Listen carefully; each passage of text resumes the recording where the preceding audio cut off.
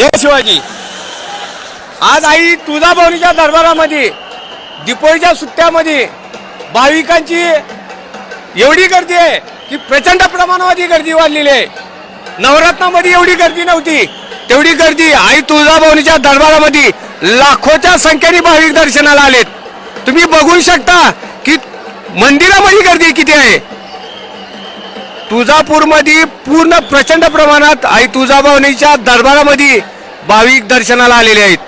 तर मला एक म्हणायचं आहे, तुम्हाला दर्शनाला यायचं असेल तर 4 दिवस आधी आधार कार्ड पाठवा, ऑनलाईन बुकिंग करा, तुम्हाला गाभाऱ्याला जाऊन दर्शन होईल, पूजा होईल, काही प्रॉब्लेम येणार नाही, काही अडचण येणार नाही।